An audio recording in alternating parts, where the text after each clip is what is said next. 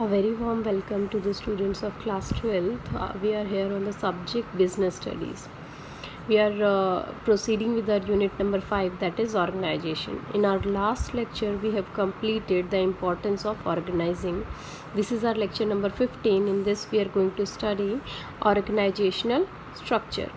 Organising का मतलब होता है वर्क को इंडिविजुअल्स को असाइन करना और उसे भी किसमें एक पर्टिकुलर ऑर्डर या पैटर्न में इंडिविजुअल्स को वर्क को असाइन करना। उसी चीज़ से मैं आगे बढ़ती हूँ। ऑर्गेनाइजेशन का जो स्ट्रक्चर है वो हमारे लिए काम क्या क्या करता है।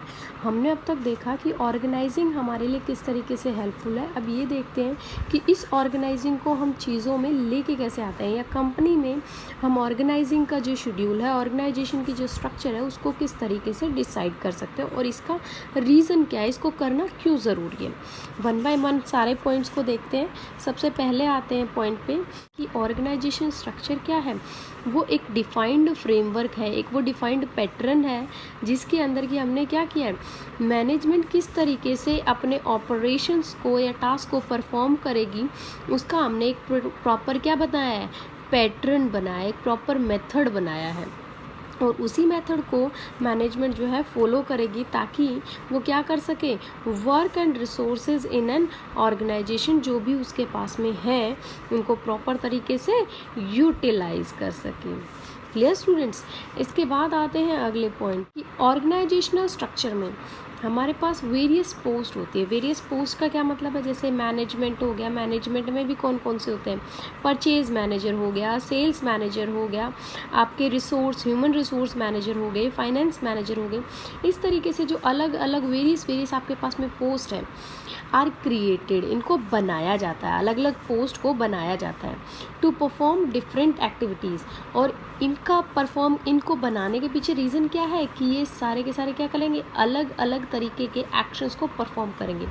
जैसे परचेज मैनेजर क्या करेगा, रॉ मटेरियल को परचेज करेगा। सेल्स मैनेजर क्या करेगा, चीज़ों के सेल्स की तरफ ध्यान देगा, जो भी चीज़ें कंपनी में प्रोड्यूस हुई है उसको सेल की तरफ।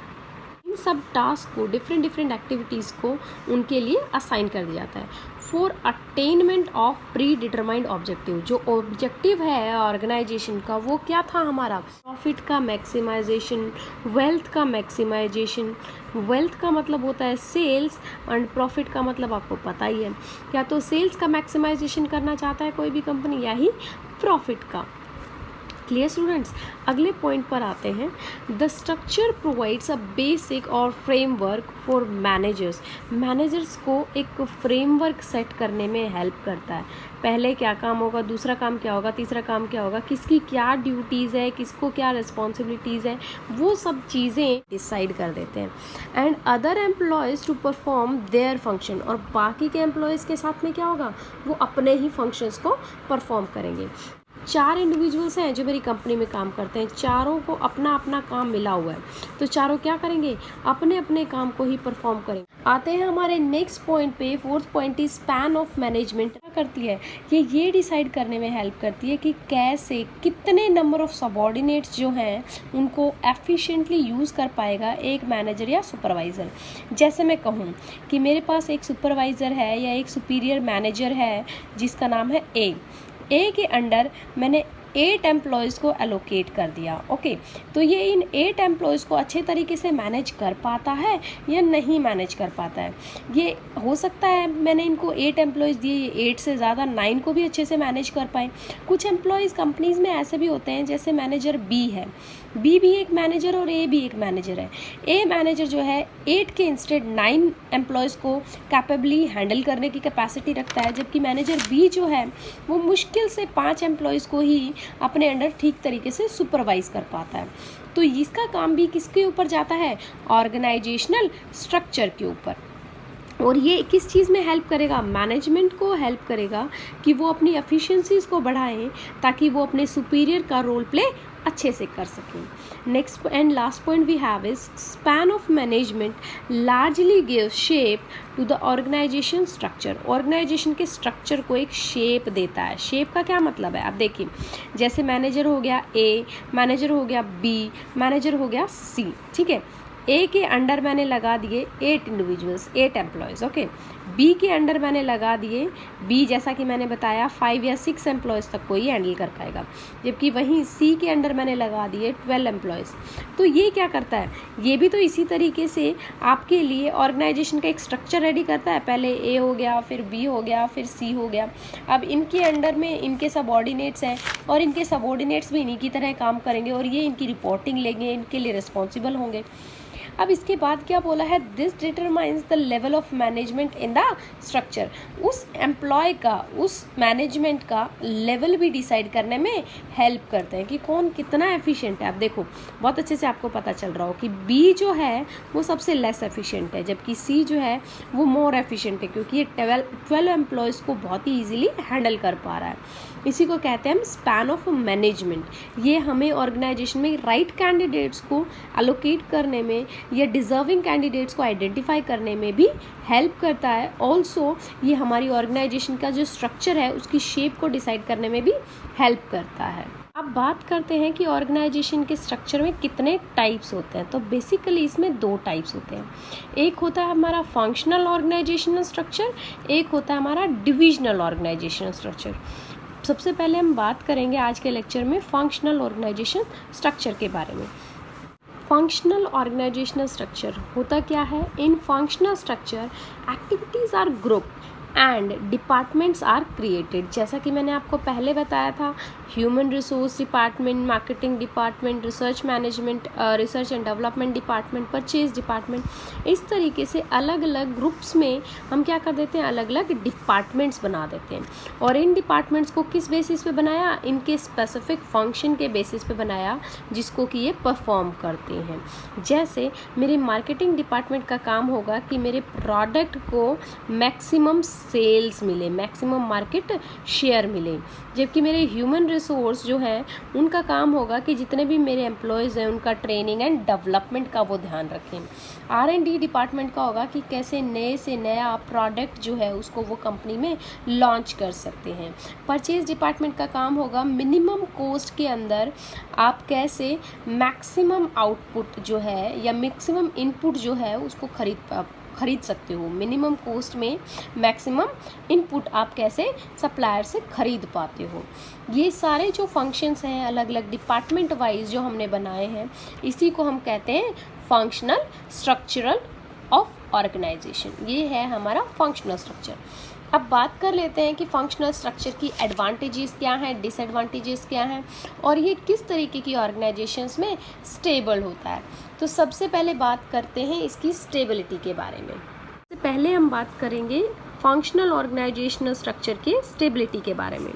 ये स्टेबिलिटी, फंक्शनल स्ट्रक्चर की स्टेबिलिटी जो है वो उन ऑर्गेनाइजेशंस में हो सकती है जहां हाई डिग्री ऑफ स्पेशलाइजेशन होता है, यानी जैसे भी कोई भी काम है वो स्पेशलाइज स्किल्स के बेसिस पे होता है। जैसे आप लोग हॉस्पिटल्स में देखते हो, हॉस्पिटल्स में मैं आपको ये बताऊं, जैसे कोई आई सर्जन है तो वो सिर्फ और सिर्फ आइज़ को ही पेशेंट्स को देखेगा। अगर कोई ईयर्स के लिए है तो वो ईयर्स को ही देखेगा। हार्ट सर्जन है तो वो हार्ट को ही चेकअप करेगा। इसी तरीके से स्पेशलाइज्ड ऑपरेशंस जो होते हैं ना, उनके लिए हमारा फंक्शनल स्ट्रक्चर ही कामयाब हो सकता है।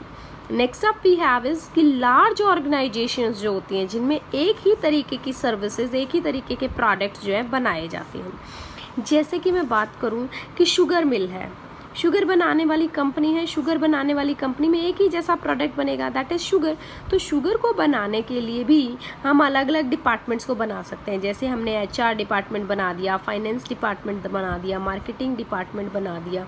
अभी हम आ जाते हैं हमारे नेक्स्ट टॉपिक पे, that is advantages of functional structure. जहाँ पर ऑक्यूपेशन या प्रोफेशनल एफिशिएंसीज की जब बात हो या कोई स्पेशलाइज तरीके की स्किल्स के लिए जब हम काम करते हैं तो उस तरीके की ऑर्गेनाइजेशंस में ये एडवांटेज हमें प्रोवाइड करता है। जैसे मैंने बताया आपको हॉस्पिटल, जैसे मैंने आपको बताया अलग अलग डिपार्टमेंट्स जैसे HR, marketing and research and development, same base. Next point भी हैव इज की efficiency in utilization of man power. ये लोग क्या करते हैं, फंक्शनल ऑर्गेनाइजेशन में बहुत ही अच्छे से मैन पावर की जो एफिशिएंसीज है उसको वो लोग यूटिलाइज करते हैं। यानी जिसमें जो स्किल्स है ना उसकी उन्हीं स्किल्स से बेस होकर के उनको टास्क दिया जाता है और उन स्किल्स को कम्प्लीटली यूटिलाइज जो है ये लोग करते हैं। Next up is control and coordination with in a department. एक डिपार्टमेंट के अंदर पूरे तरीके से कंट्रोल एंड कोऑर्डिनेशन होता है। जैसे एचआर डिपार्टमेंट है, उसका पूरा कंट्रोल होगा अपने इंडिविजुअल्स, अपने डिपार्टमेंट के सारे एम्प्लॉयज़ के ऊपर। क्यों? क्योंकि वो दिन रात उन लोगों के साथ में कांटेक्ट में है और उनसे हर एक एवरी छोटी से छोटी डिटेल वो लोग लेते हैं और उनसे हर एक बात को डिस्कस किया जाता है, उनकी क्वेरीज, उनके प्रॉब्लम्स को रिजॉल्व किया जाता है। इसीलिए हर एक डिपार्टमेंट, जो एक डिपार्टमेंट है, चाहे वो एचआर हो, फाइनेंस हो, मार्केटिंग हो, जितने भी डिपार्टमेंट्स हैं, उनके खुद अकेले उसी डिपार्टमेंट का कंट्रोल और कोऑर्डिनेशन काफ़ी अच्छा होता है। Next is increase operations of management efficiency. Management की एफिशिएंसीज भी जो हैं वो ऑर्गेनाइजेशनल स्ट्रक्चर में, ये फंक्शनल ऑर्गेनाइजेशन में इंक्रीज हो जाती हैं। क्यों इंक्रीज़ हो जाती हैं? क्योंकि यहाँ पर एक एम्प्लॉय बाकी के एम्प्लॉयज़ के साथ में अपनी एफिशिएंसी प्रूव करने के लिए काम करता है, यानी हर एक एम्प्लॉय अपनी बेस्ट एफिशिएंसीज़ को देने की कोशिश करता है। इसीलिए मैनेजमेंट में ऑपरेशनल एक्टिविटीज़ जो हैं वो बहुत ज़्यादा अकर होती है और इसीलिए उनकी एफिशिएंसी इंक्रीज़ हो जाती है। डुप्लीकेशन जो काम का है, वर्क का डुप्लीकेशन जो है वो बंद हो जाता है। कैसे बंद हो जाता है? क्योंकि हर एक डिपार्टमेंट अपने अपने काम को परफॉर्म करेगा, चाहे ह्यूमन रिसोर्स है, चाहे मार्केटिंग है, चाहे फाइनेंस है, सबके अपने अपने डिपार्टमेंट्स बने हुए हैं, तो सब अपने अपने डिपार्टमेंट के काम को ही परफॉर्म करेंगे। नेक्स्ट इज ये एम्प्लॉयज़ की ट्रेनिंग में भी हेल्प करेगा। तो इसके अंदर क्या होगा, जो आपकी फंक्शनल ऑर्गेनाइजेशनल स्ट्रक्चर है उसकी एक एडवांटेज ये भी है कि ये एम्प्लॉयज़ के लिए ट्रेनिंग या जितने भी रिक्रूटमेंट्स या जितने भी सारी और मेथड्स हो सकते हैं उनमें बेस्ट एफिशिएंसी शो करता है। क्योंकि इनका काम ही क्या है, एम्प्लॉयज़ की एफिशिएंसी या उनकी स्किल्स को, उनकी स्पेशलाइजेशंस को बेस्ट तरीके से यूटिलाइज करना।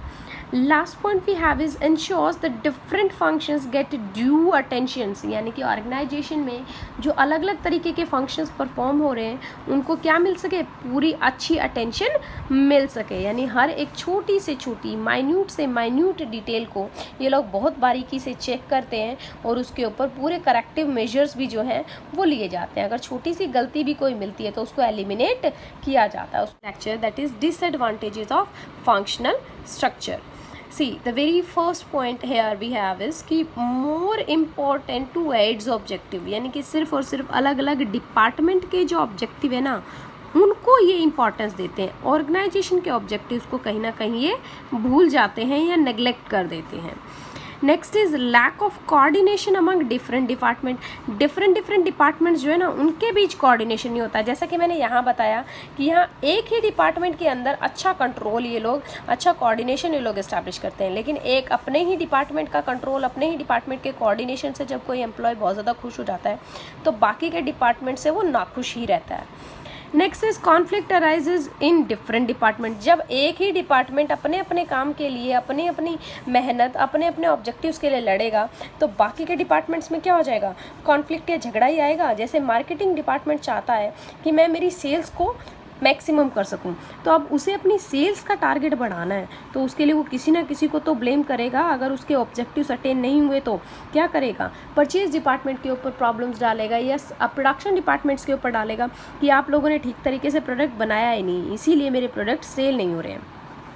Next point is lead to inflexibility due to narrow perspective of employees. ये नैरो पर्सपेक्टिव का क्या मतलब है, यानी एम्प्लॉयज़ सिर्फ और सिर्फ एक ही डिपार्टमेंट के बन करके रह जाते हैं, उनको बाकी के डिपार्टमेंट से घुलने मिलने की आज़ादी नहीं होती है। और इसी घुलने मिलने की आज़ादी ना होने की वजह से उनके जो ब्रॉड माइंडेड कॉन्सेप्ट्स थे वो अब सिर्फ और सिर्फ श्रिंक होकर के उसी एक डिपार्टमेंट की तरफ सोचने लग जाते हैं और वो उसी नैरो सोच के, उसी नैरो पर्सपेक्टिव हो जाते हैं जिस डिपार्टमेंट से वो बिलोंग कर रहे हैं, चाहे वो एचआर हो, चाहे वो फाइनेंस हो, चाहे वो मार्केटिंग हो। मार्केटिंग का इंडिविजुअल है तो प्रोडक्शन के बारे में कभी नहीं जान पाएगा, प्रोडक्शन के अगर रिलेटेड कोई बंदा है तो वो कभी भी मार्केटिंग स्किल्स को नहीं सीख पाएगा।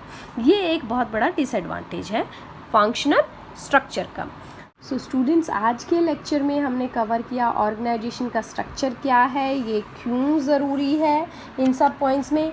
उसके बाद हमने अपने दो जो ऑर्गेनाइजेशन के बेसिक स्ट्रक्चर है दैट इज़ फंक्शनल और डिविजनल, उनमें से फंक्शनल स्ट्रक्चर को हमने आज डिस्कस कर लिया है। डिविजनल स्ट्रक्चर को हम अपने नेक्स्ट लेक्चर में डिस्कस करेंगे। That's it for the day. Thank you for watching.